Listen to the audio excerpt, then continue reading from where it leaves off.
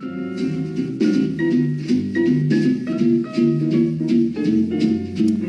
I'm Leonard Maltin, and we're here at the legendary Formosa Cafe, which is an official landmark now in Hollywood, and is just around the corner from the old Samuel Goldwyn studio, where a great movie called Some Like It Hot was made over 40 years ago. That's hard to believe. And I'm sitting with another legend, a living legend, Tony Curtis, the co-star of that movie. Tony, Leonard, you're too kind. I'm just telling the truth, Tony. Well, at least I'm alive. That's right. That's right. But you've lived through a lot of interesting years. I mean, you were including this booth. Including this booth, I'm sure. Yeah, this is what they call the Maryland booth, yeah, right? Yeah, well, there were a few other people that sat in it. I'm sure of that. Yeah, but... Now, did you hang out here? Was this... Oh, yes, when we were doing Some Like It Hot, if we finished early enough, Jack and I had come over, we'd get out of our ladies' dresses, and Marilyn would get out of her lady dress and dress up like a guy. And so, it was a perfect combination. We would meet here after shooting and have a drink, and a lot of extras, a lot of extra girls. I don't mean extra girls, but yes. A lot of girls that worked extra. Beautiful young women would come in here, and most of the guys from the studio, grips. Yeah, the place was really jumping with a lot of intriguing people. I always liked it because it was a wonderful place to gather the different varieties of workers. The social strata of Hollywood, the working strata. The working strata. You know, we were all workers. I mean, you know, there was no if you didn't want to be part of it, you didn't come in here.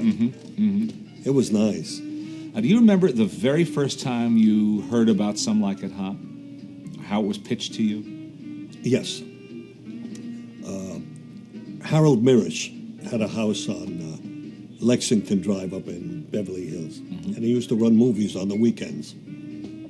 Harold came out of Milwaukee and made Hershey chocolate bars, and he decided to become a producer. I don't know how he arranged it with United Artists, but the first thing he knows, he's out producing movies. He produced one film that I was in earlier called Beachhead, and it made a lot of money for everybody, and they were pleased with it.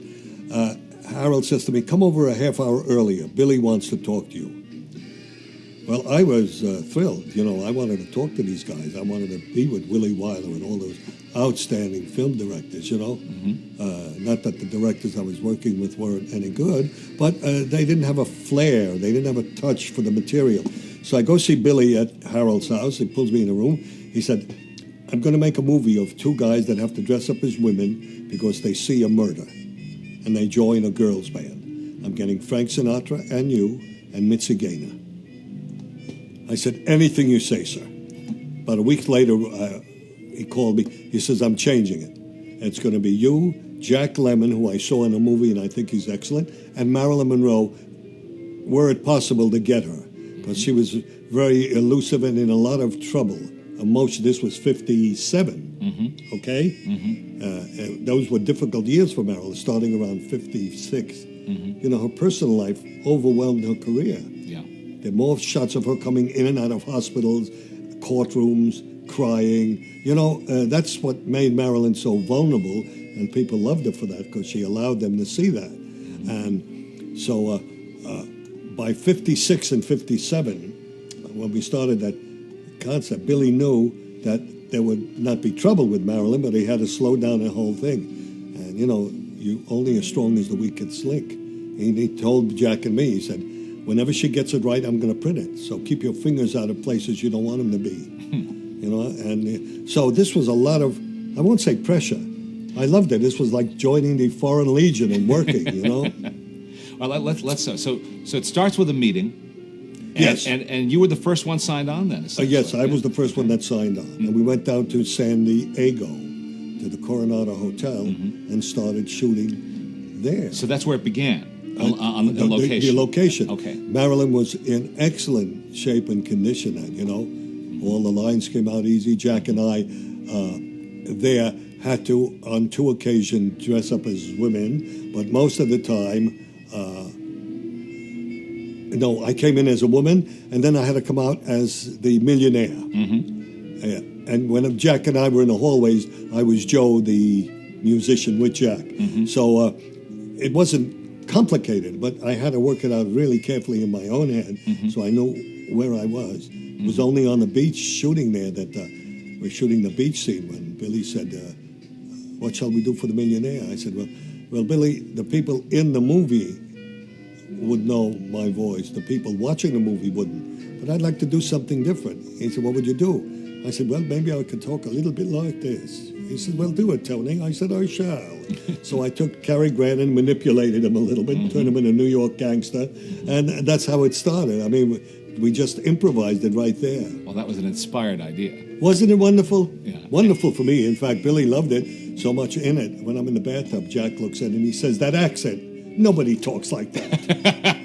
That's great. Yeah. Now, the Del Coronado was a perfect choice, too, because it's frozen in time. Frozen in time. And so for a 2020s period picture... And you didn't have to do anything. another reason, he didn't want to travel with Marilyn. Uh-huh. He wanted to keep it simple, a Cars Day journey. She was then under the auspices of Paula Strasberg and Lee Strasberg, you know, and she would do a shot, and she wouldn't look at you, she'd look at Paula. And if Paula nodded her head, then, you know, and Billy caught that on very early, right in the middle of a scene once he said, cut. He says, how was that for you, Paula? That was the end of Paula. There was no more, you know, no more Paula in that sense. And the picture progressed like that, you know. He watched it very, very carefully. Was it at all strange to be on such a public location and have, you know, sightseers, tourists? No, not for me. walking I've always enjoyed it. I mean, I never found it a problem for me. But you know, between Jack and Marilyn, you know, Marilyn would come into a shot, shaking her hand, saying, "Relax, relax." Relax. Jack would come in and say, magic time, magic time. Jesus, man, it was... I was stuck between these two people, you know? No. Startling exception was having to learn to not just look, but behave like a woman. Yes. Well, you know, all of us are half man, half woman. Some of us more than others, right? And we got a female impersonator who showed us one thing that I never forgot. He said, when you lift your hand like this, you get a muscle, see? But when you twist your hand down, the muscle disappears. So you must walk around with your hands like this. Very interesting. And when your step goes to the left, your hip goes to the left. I learned that from Mae West. Mae West used big wedgies. So when she stepped, she'd come up and see me sometime. So I just remembered that. It was really easy. It wasn't big. It was the clothing that we had to be careful with. Why? Well, because they took us to Western costumes, and they put me in a Debbie Reynolds dress, and then a Janie Powell. The waists were too high or too low, and Jack was ending up in Norma Shear's dresses. I ended up in a Loretta Young outfit. So I said, Jack, we can't wear this stuff. It'll kill it. I mean, you know, it'll give it away right away. So I went to Billy Wilder. Jack said, I'm not going to ask him. I said, I'll ask him. Then I went to Billy Wilder and I asked him, I said, could Ori Kelly make our clothes? He said, yes. Well, we got so excited. Well, one of the top fashion The designers. best. in And Hollywood. imagine two guys getting clothes made by Ori Kelly. That's, in its own way, a really nice thing. And one day at Goldwyn Studio across the street, the soundstage doesn't exist anymore, but dressing rooms do. He came over and went from one to the other, Jack, me, and then Marilyn. And we had dressing rooms then. Jack came out in his shorts, and Ori had a tape that he'd whip out. You know, one of those tapes? Yeah, the guy would sit down on the ground with a paper and pencil, and Ori would measure. So he measured Jack 14, 34, 15, 97, 88, 43. The guy wrote it down. Then he came to me, and I was in the equivalent of Calvin Klein's in those days, right? So he took the tape and he measured me around the waist, 30, 31, the back 34, sleeves 34 and a half. Took every bit of my measurements, waist, everything. Then he went to Marilyn, who was in the next dressing room. Now, Ori told me the story. I remember the first part. I wasn't there for that. Second, and she comes out in a blouse and a pair of panties. This guy squats down, Ori throws the tape out, starts measuring Marilyn. 26, 14, 37. He gets to a bottom, and he measures and he looks up at her and he says, you know, Marilyn, Tony's got a better looking ass than you. She looked at him, opened the blouse, said he doesn't have tits like these. What would you give to have had a camera running, film running at that on moment? any of that stuff? You'd have loved it, And it was so ingenuous and so, Marilyn at the beginning. Well, she was always okay. She was just troubled a lot. Yeah. And we all had to put up with it. But I didn't find it any problem. I had that kissing scene with her. She was naughty. She was like a mean 7-year-old girl. She'd fall on me and grind me, not only with her mouth but a few other places. And she'd wait until I got aroused. Then she'd get up off me.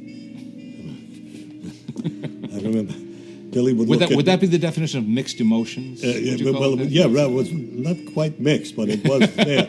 But this is what went on. Yeah. And, it was fun. I can't think of it as anything less than that, Making that movie was fun. Now, one of the things about this movie that makes it work and makes it so good is that, and I'm sure this was very carefully thought out, you guys have to be convincing as women. We do. It's not a burlesque.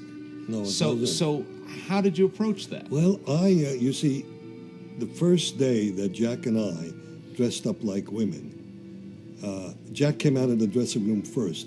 I kind of knew what his outfit was like. They made it for him. Mine were made a little more subtly, perhaps. And I guess our input to Ori gave him the idea of how we should. When Jack came out, he was like a 20-cent tart. He was chewing gum and his hips swaying left and right, carrying a purse. When I saw him, instinctively I understood that I was not going to do that. So I came out like Grace Kelly or my mother, very, very, always meticulous. And from that first 2 seconds in the doing wardrobe test, I realized and Jack realized we had it made. That is to say, we knew we were going to blend with each other like two good musicians, that there was going to be no problem of any kind. So your mother was really kind of a role model? Well, my mother was. My mother was could be very aloof and out of it. And I liked the Grace Kelly look. And, when every time I stopped talking in the film as a woman, I would purse my lips because my lips looked too straight. So as soon as I would stop.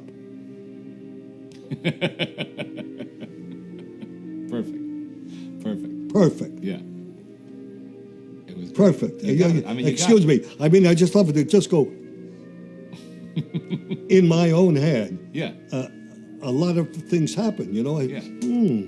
And that was the female in me. Jack was the same thing. He would go, So, and it wasn't any more complicated than that.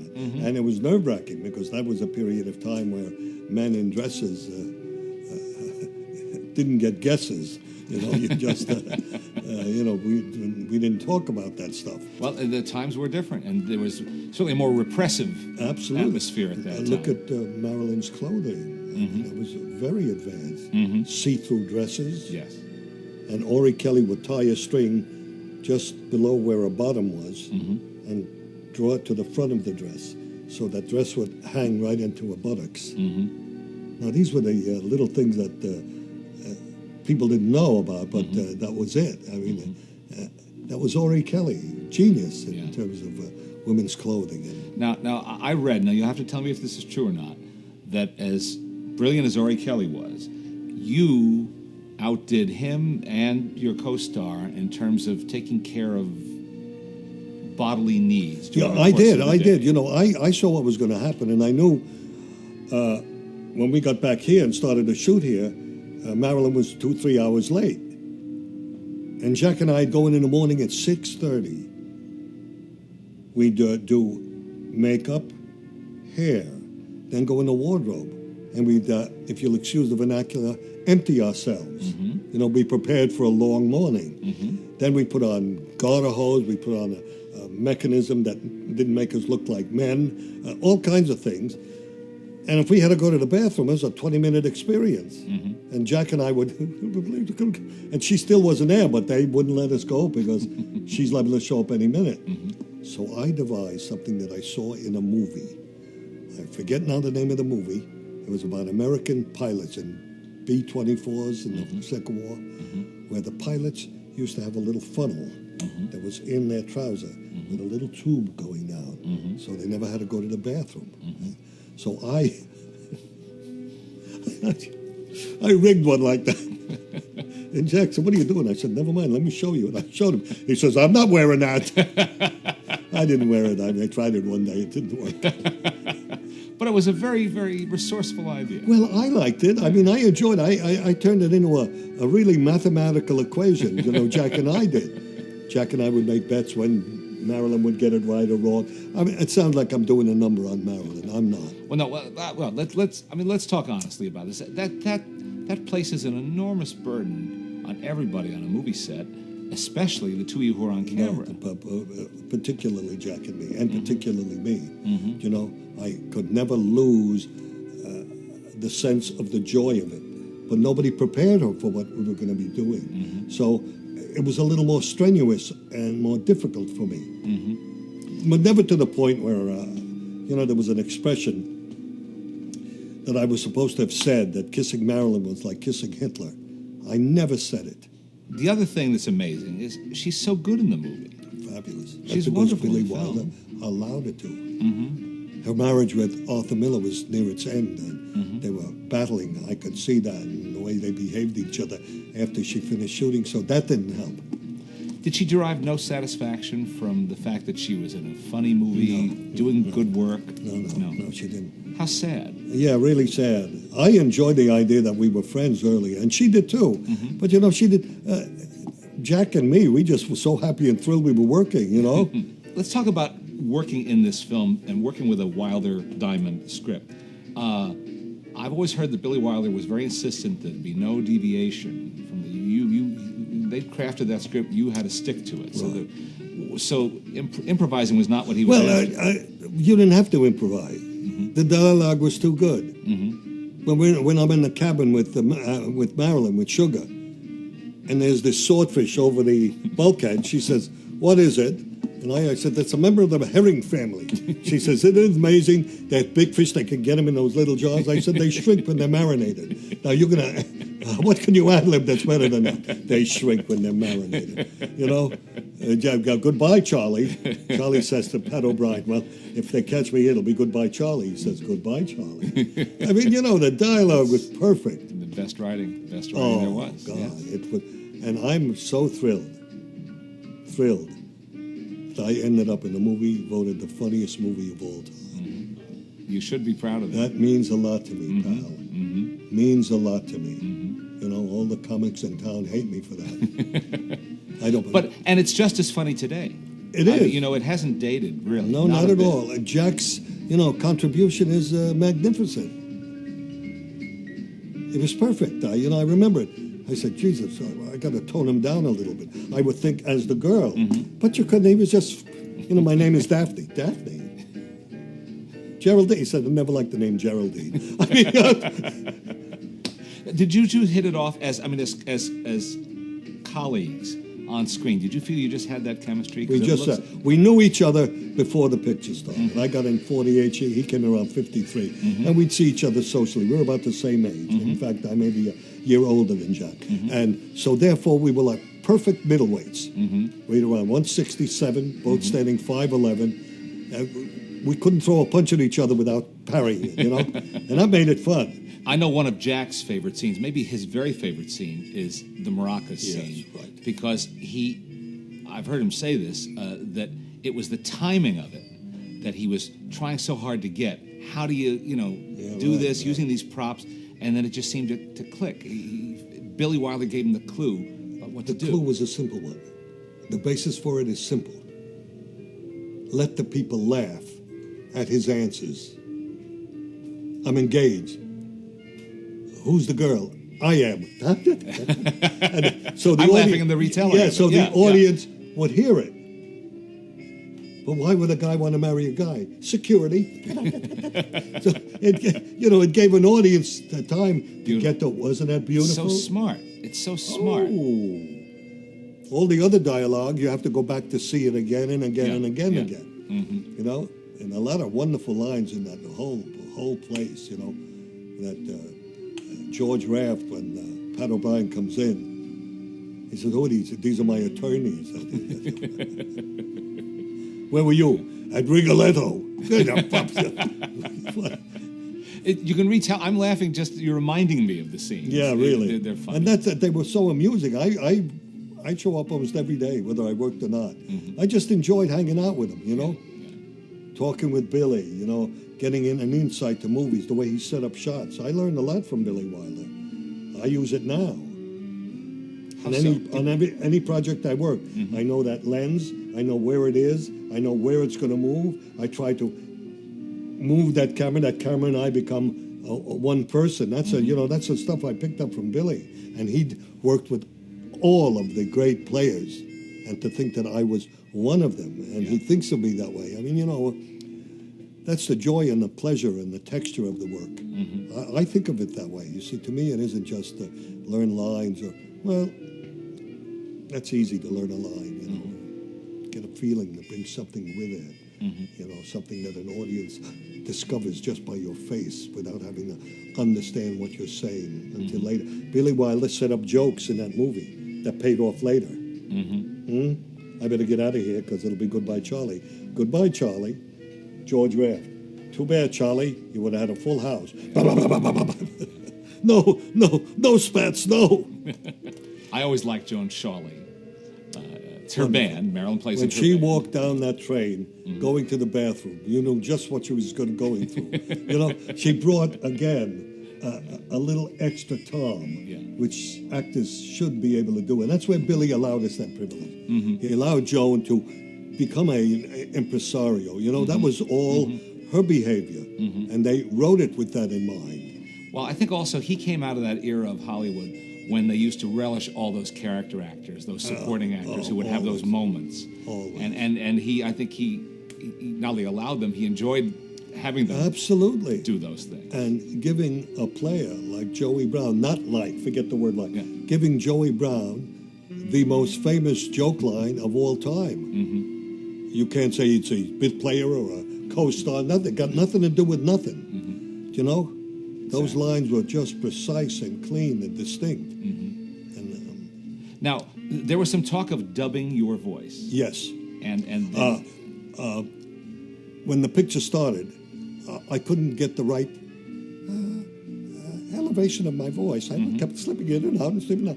And there was an actor, I don't remember his name, a very fine voice actor, who came in, did some dubbing. Then they combined the two, and then it ended up what it was. They modulated it, I think. You know, Jack they didn't touch because you see, Jack was outright impudent.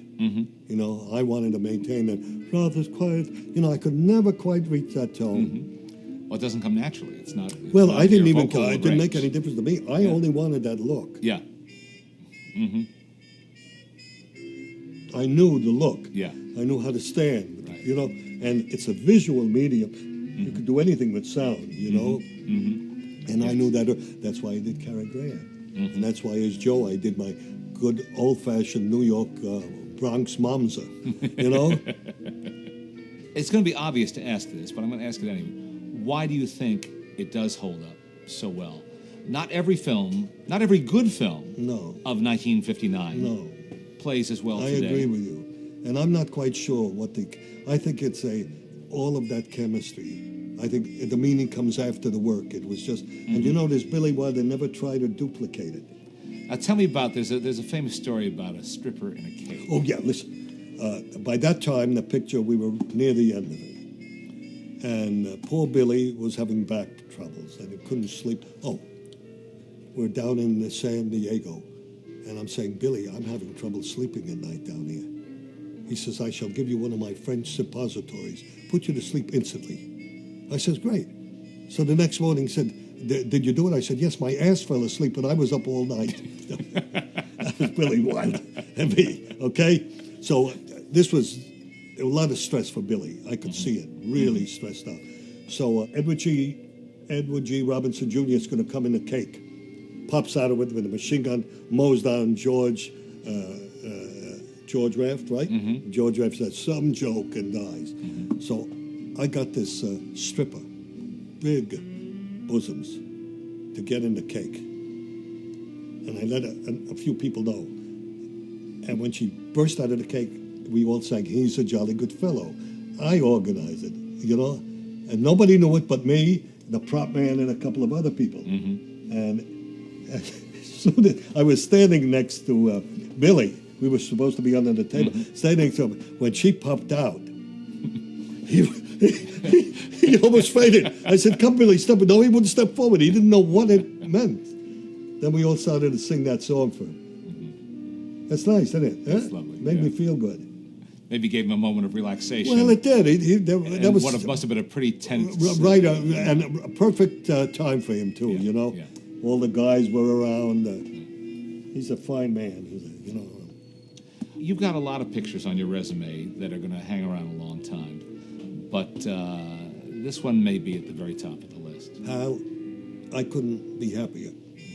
I feel my contribution, if I may be so bold, I feel my contribution is a major one in the picture. I played straight both for Marilyn and for Jack, and I had my own moments. You know? Yeah. That's very tasteful for me. Audrey Wilder said, "Tony, I'm telling you, the job you do is superb. You give that picture, you tie it together." Well, you know, I never thought of it that way, and I don't think of it this way now. But that was what my job at that time was, you know. And I like talking about the picture with you because it's nice to examine all those subtleties that went on and tell you all of these amusing little incidences because they're part of the movie. I'm sorry all actors didn't do a little dissertation after the movie was over, give you a little insight to what went on, what didn't go on, you know. I took Meryl, I said, "Meryl, I want to try this out." She said, "What?" I said, "Come on." We went out to Gold Room, right over there. And we went into the ladies' room. And I said, "I want to see if this works." So I went to the mirror, putting my lipstick on, and she's standing on the side laughing. You know, and the girls are coming in and out of the stall. Nobody stops it. I pull her out. I said, "Well, it worked." She says, well, before she could say anything, a girl walked by and said, "Hi, Tony." Didn't you and Jack try it once? Too? Yeah, well, I did it with Jack. I did it with anybody dressed up. Now, what happened when you and Jack tried that out? That was early on, Yeah, right? no, very early on. I tried it.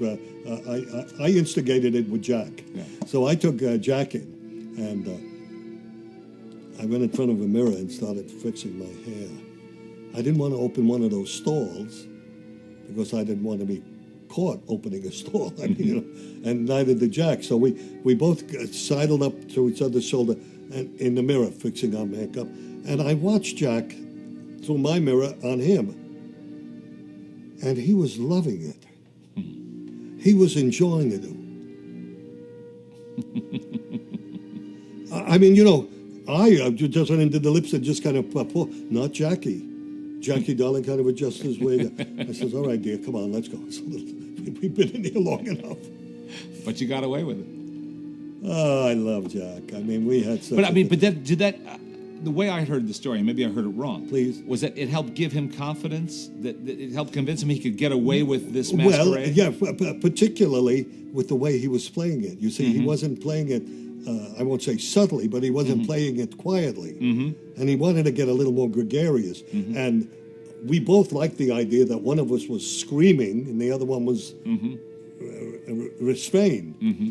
And so anything we could do to do that, you know, we'd go to parties after work or whatever, somebody's house party, and I'd always go up to his table and ask him to dance. We'd get up and dance with Cary Graham watching. It was too good. And nobody knew about the picture then.